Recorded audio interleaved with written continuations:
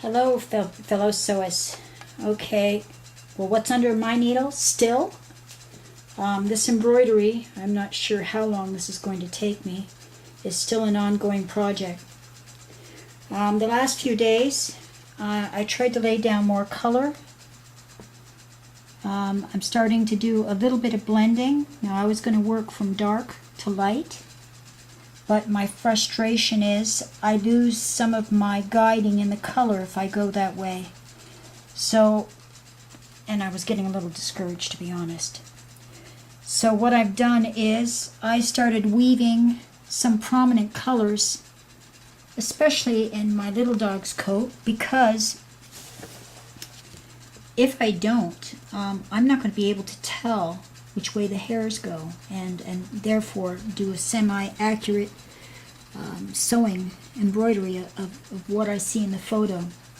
So all of these little detail lines I drew in with pencil because these are going to show me which way I want to stitch to get the flow of the hair, because in the end you're going to be able to see some of this contouring from the direction that you stitch. So I laid down the black, of course, then I went to the dark brown, and you can't really tell the difference here. I'm not sure if it's my camera or if you'll be able to see it in the end. Okay, there's some brown in there. I did the little one's eyes. You have some shading, and I'm still not done this shading, of course. It's got to look a lot more natural. But I was getting discouraged, like I said, so I came in and I thought, well, let's tackle the hardest thing first and get away from these dense areas. So I added the pink. Some of this is her skin showing through, and some of this is taupe shadow. It's her white coat under the shadow, which looks taupe. So I'm adding two of those colors. Now it appears there's some wine in there, and I'm debating this spectrum of color. However, I only have small spools of this, and it's Gutermann viscose. I've been working in poly neon and the Madeira for the most part, but I have small quantities of this because I can't get these exact colors in the Madeira, believe it or not. I do have some darker winey colors that can be used for shadowing in the Madeira, but I don't have these lighter colors, and I think this is going to be needed in this section in here. As we can see, this is a more accurate color photo, and it looks like those colors are more wine. Now I have switched from the straight stitch foot onto the zigzag foot because it gives me a fill stitch, and I can move a little faster and it doesn't get as dense as quick. So this is my normal straight stitching, but when I have to add extra layers on here, it's going to be really thick. And this is my zigzag stitch. Let's go over here. Yeah, I'm on zigzag stitch 2 with a QV foot. Okay, now I've had to really lower this quite a bit. I'm on 0.2 millimeters for the height of my foot, and I'm varying the stitch width for filling depending on what I'm doing. If I'm doing a curve, I'm going to use a shorter stitch, and if I'm just doing a fill, I might work around 1.5 millimeters. Right now I'm at 0.4. And I've finished a lot of the dark taupe here. This is shadowing from the white in her fur. Like I said, I put the lines in, but I'm trying to follow these very, very faint colors. These are going to give a lot of contour in her chest, as you can see. So I did put those pencil lines in. Otherwise, if I don't have pencil lines, I'm having to think about it. you know, which way. I can hear there's no pencil lines. So I know the fur goes this way anyways, so that's not a problem. I'm still using the Superior needles, the top stitch needles, 8012. They seem to be working pretty good. I haven't had any thread breaking. The one thing I'm doing with this QV foot is, instead of cutting the threads constantly and then having to, you know, pull them up again, I'm tying off, you know, when I start my stitching and after I stitching with my lock stitch here, raising the needle, jumping over, locking again and stitching. And later, as you can see here, I think you can see here, I have a jump stitch, which I will trim at each end after I move away from the area, because I don't want to trim off part of the, you know, the bobbin thread. I'm using the Superior bottom line thread in the bottom, and I'm only using 2 colors on the whole thing. If it's a dark color or, you know, a grayish color, I'm going to use black. If it's a light color, a taupe color, a gold color, I'm going to use the white. So some people, you know, they stock more colors than that, but that's all I'm using at the moment. I found with my stitch, my tension at 0, I don't have bobbin thread coming up. So I've stayed at 0. If I put it on auto, I have too much bobbin thread coming up. I didn't even put in my blue bobbin case because it's working good as is. So I am going to put this on the tripod, and maybe you can see a little bit of how I'm moving with this QV foot. There is so much more to do. I get discouraged, and it's not turning out exactly how I want it. And I'm thinking, you know, the thread buildup so thick, etc., etc. But, you know, I should stick with it and see it through. Hopefully I can do that. I'm hoping you know, I don't put it down and put it away as a UFO, right? For any length of time. I am really getting the hang of this fill stitch now. I was terrified of it before and didn't like it at all, and I stuck to straight stitching for the longest time. You know, it took me getting tired of it. So, yeah, there's a lot of chaos going on in her, in the front of her coat there, because I don't have all the detail, and the colors are so faint. You know, it looks like there's some purple in there, but this is my true color photo, and there's not really any purple in there. There's a little bit of plum, a little bit of pink, a lot of pink, and a lot of taupe. So this is the photo I'm going by because I printed that on my good printer. And to select colors, I'm using my Madeira thread chart, because looking at the spool is not always the easiest way. And I want to make one other note before I go to the stitching. I'm working under daylight spectrum, 5000K. So all my lights, the lights in my room, they're all 5000K. And I like 5000K. I like even 6500K, but that's really bright. This gives, you know, a nice medium between yellow and blue light, where it's, you know, it doesn't distort the colors. So if you're going to do an embroidery project, keep in mind that you want to select your threads under the light that your piece is going to be displayed under in general. Because the light that you view your thread under, or even your image that you're picking colors from, is going to be greatly influenced by the spectrum of light that you're under. 2 colors may appear to match, you know, under, say, 3700K, but when you get them under 5000K or 6500K spectrum, they may not match anymore. They might be really off. So that's why we don't have a universal thread conversion chart for colors, because the spectrum of light is the factor, and unless you really study color, you know, and learn about it, calibration, everything else in your computer, you wouldn't know this. and you might be disappointed with your end product. The same holds true for printing. You know, editing photos and printing them. The spectrum of light, the ambient light, really matters. So I do have a Color Monkey photo set here that I purchased to calibrate my monitor, my iMac, and my Canon printer, so I could get true to screen color. So this is going to help me with my with my sewing embroidery projects and such, because I'll be able to rely on the colors I print in the future. So the Color Monkey device looks like this. This is also a color spot meter.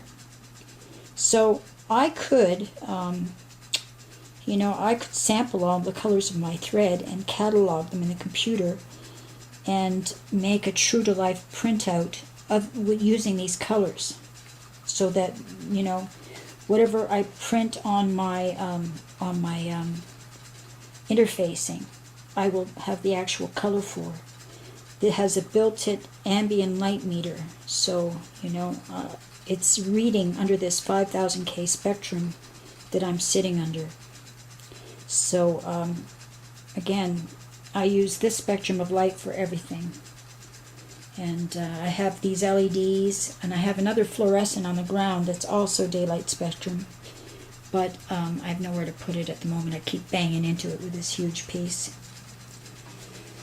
So this has been a real challenge. I get tired of it at times, but I can't get very much done a day, because most of the problem is seeing and trying to discern what the heck's going on. Honestly, this QV foot, it's made for quilting. It's made for free motion quilting. It has the guides on it, so you could line it up and use it for echoing and everything else. I would prefer to have a totally clear one to do zigzag with, and I could do that with my metal one. Just a second, I'll get that out. Let's get this on the tripod. A minute.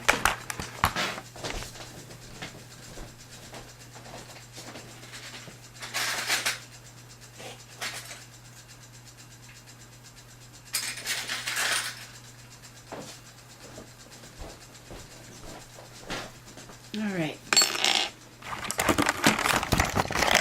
Organized here. So that is the foot, and that is the holder. I love this foot.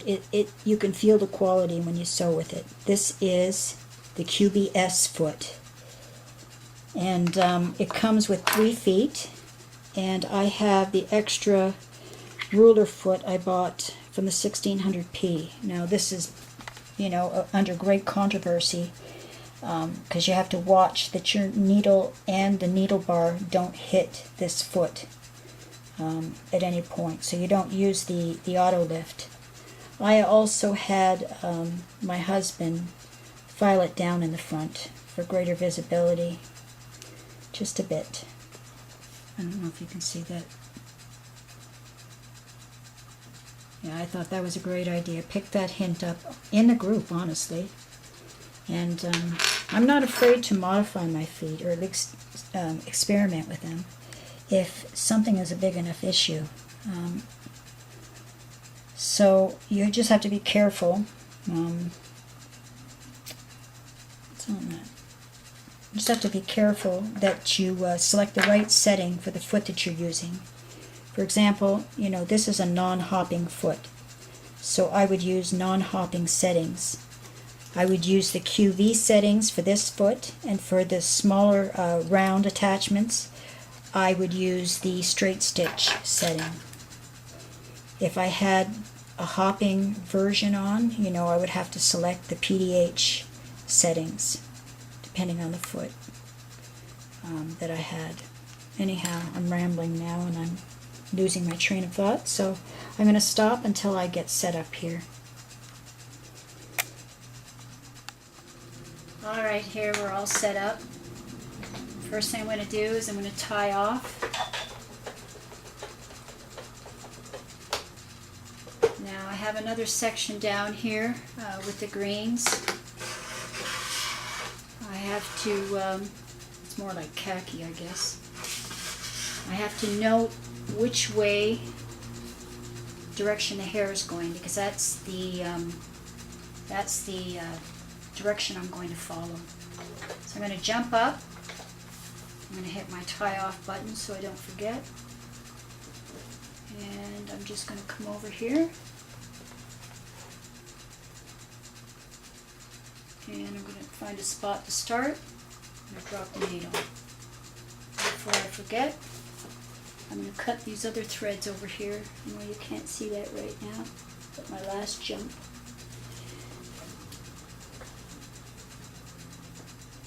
Just so I don't forget, because they can get buried under other threads and kind of mar up what you're looking at. Yeah, I think that's it. Okay, so I'm going to tie off first.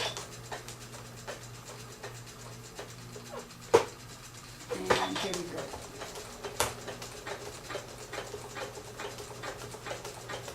Following the flow of the lines. So all my green here is dark khaki, dark taupe, pardon me. Brain drain today. It's the minute I turn on the camera, I can't think.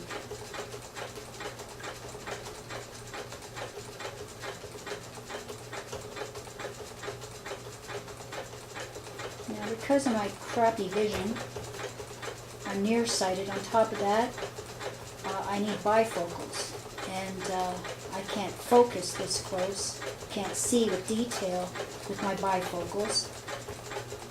So my face is, right up to the machine at this point, even though you can't see it. Just so I can see what the heck I'm doing, because the coloring's so faint as well. Alright, so this is a fill stitch. I'm still not going really fast. Notice I just go back and forth over and over until I have enough fill that suits my liking. There's going to be some color layering going on top of this later. Shadows, highlights, blending of other colors. So we get a nice natural look, hopefully.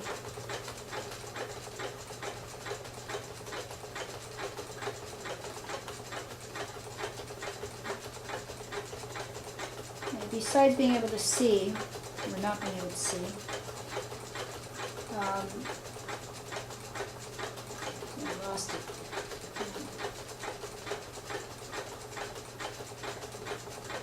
Trying to discern color borders, where the color starts and stops, it's really difficult. This is a posterized image, and that's what was recommended to do for any kind of project like this. Because a photo, doesn't have, because it has too much contrast. Contrast is going to take out all the detail.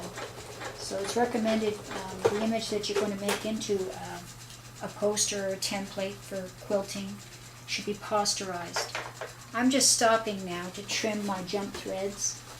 At least one of them over here. The minute I get far enough away, I'm going to trim the other end. I'm just working back and forth. I guess I had a couple spots up here, but they're so small that needed that color as well. But I'm going to start somewhere. It's hard to see, like I said.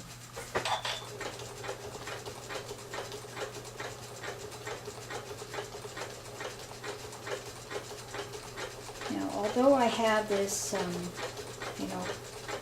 printout here to go by, I am still free to express some creativity if I don't like the way something looks, or if I think it should be done another way, the contouring, the color, etc.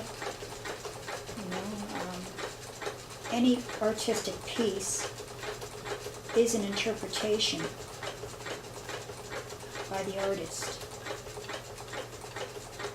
I mean, if you didn't even want to do true color, you wouldn't have to. Now, I thought at first it would have been easier to do everything, you know, one big bulk color, and then put in the other colors after, like, you know, black, and then go to gray, and then, you know, lighter gray. But the problem is, you lose all this detail. And I have to stitch around other colors here and leave them visible, so I can come in and stitch them with the other thread colors. So I just try to stitch and try to figure out where I'm going to move next. And I may go over something a few times and zigzag back and forth, build up a little bit of thread.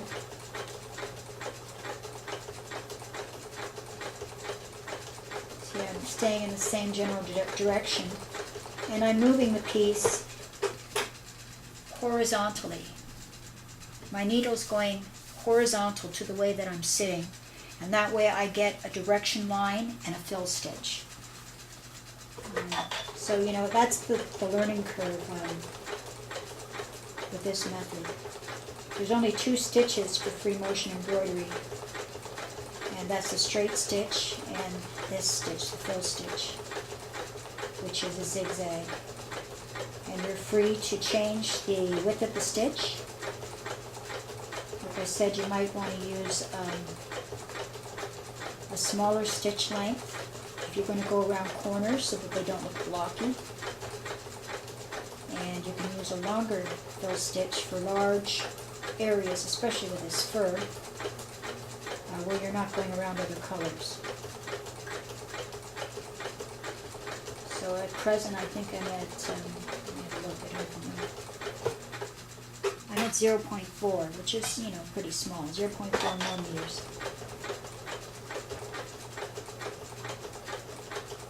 And I found, you know, a lot of this is practice and technique.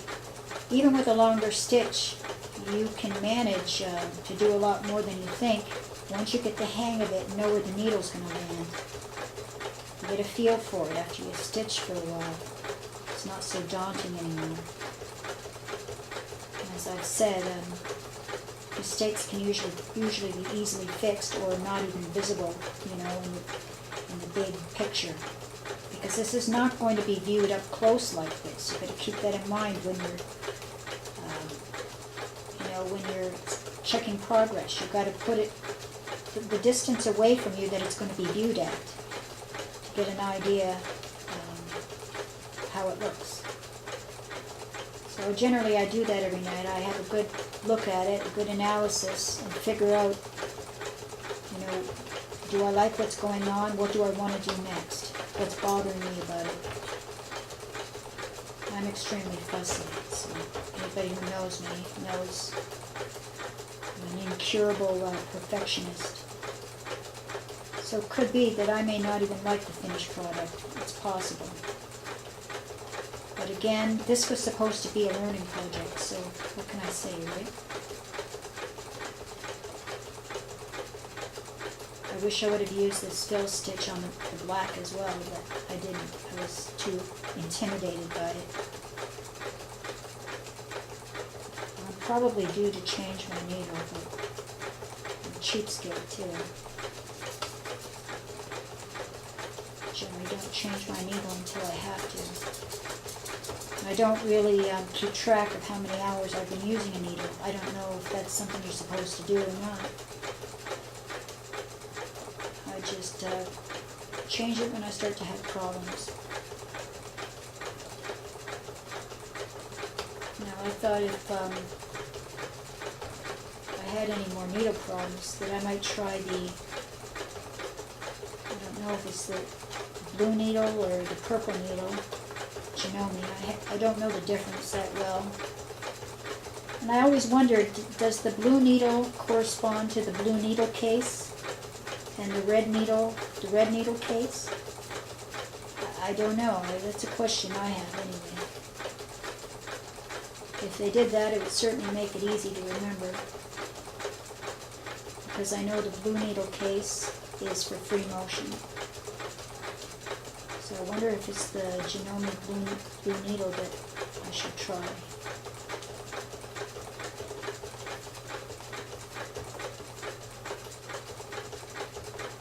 My dealer is basically a Janome dealer, and I go in there and ask them about the purple needle, and they don't really know what I'm talking about, which I find really odd.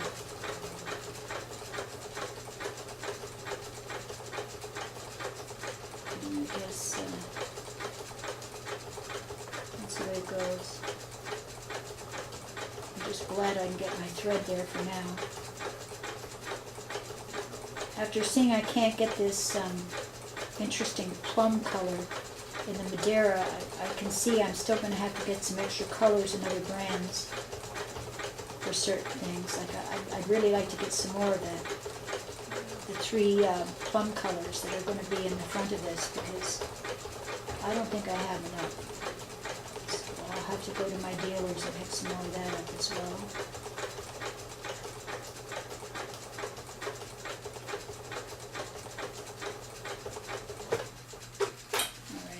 Stop there.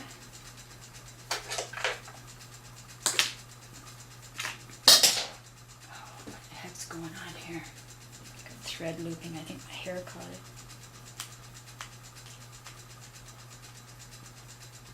All right, I'm going to zoom out a bit. I don't know how well you can see.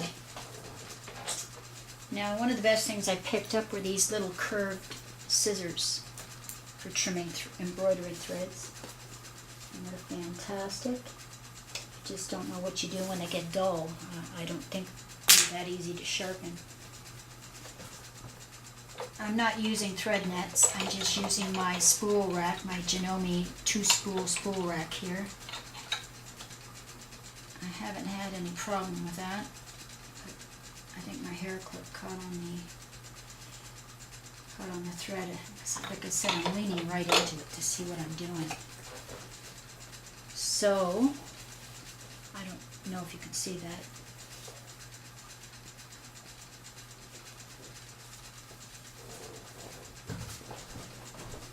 But I think this is going to be it for now. We'll wrap it up. Put this off the tripod.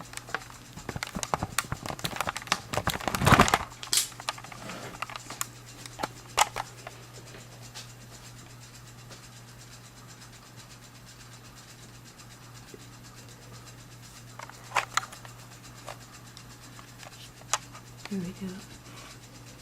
Okay, so that's just what I just laid down. Well, you know, it doesn't look amazing or anything. It's a starting point. You see the direction is going along to those lines. And I might even put on my QVS foot and see if I can't see better. Because it has, as I said, the clear zigzag. Those red lines, they're hard to see through. And I don't need them at all for what I'm doing. So they kind of obscure my vision. The color on some of these areas is so faint. My old printer's a piece of junk for any kind of work like this. It's great for just, you know, printing documents when you don't care about the color, but not for this kind of work.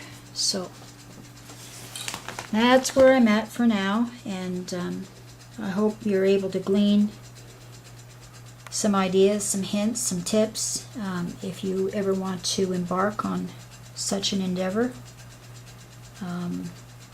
I'm not minding the FlexiFirm so much now, but I'm still